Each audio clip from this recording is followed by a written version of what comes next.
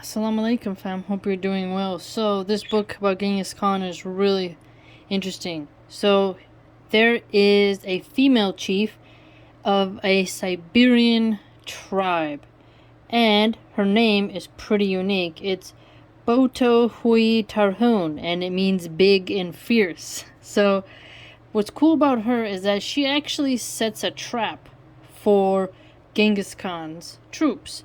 Originally, this territory provided at least 30 women slaves to become wives. Or it didn't have to be slaves, I guess. I guess they could just be, some could be slaves, but some could be royalty. Just either way, they need 30 women as part of their vassal tribute, right? So Genghis Khan sends an ambassador or someone over there to go and check it out. The negotiator guy gets captured. Then Genghis Khan gets suspicious. He sends another one. And this time it gets captured again. So then Genghis Khan gets really upset. This is about in the year 1219, which according to the author was called the Year of the Hare, which is rabbit, so the Year of the Rabbit.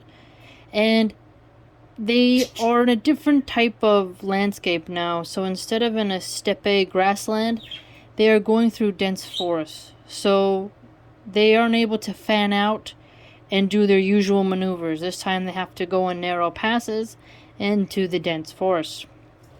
So because it's this female chief's territory, she's very familiar with her landscape. So she hears the forces coming, and she sets a trap for them. She makes it hard for them to escape, and then she ambushes them from the front and then takes people captive.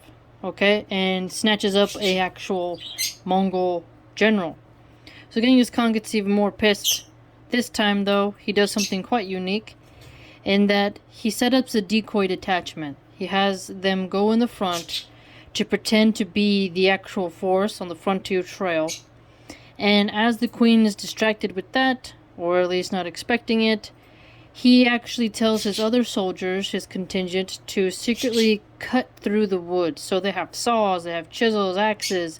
They're basically tearing down trees and clearing paths for their horses and soldiers to get through, a deer trail.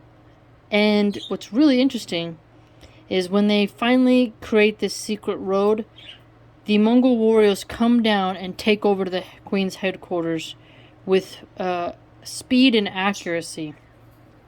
And eventually they round everyone up, and the female chief, Botohui-tarhun, she gets captured. And what's interesting is that the author notes that she gets married to one of the envoys, but the guy she gets married to was her captive.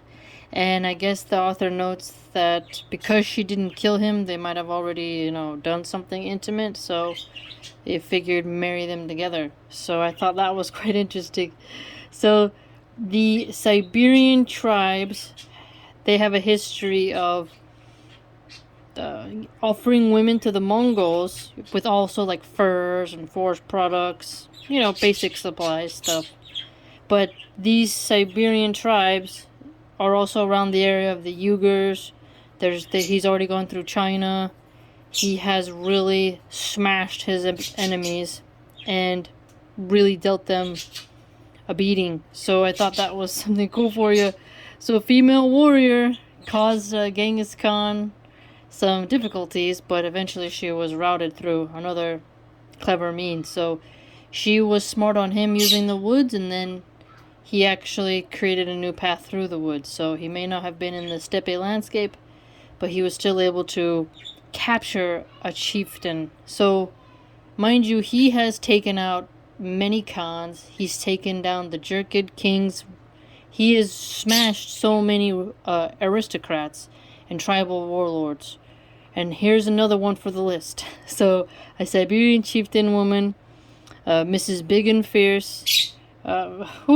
He's just got so many names under his belt. I mean, talk about taking out your opponents.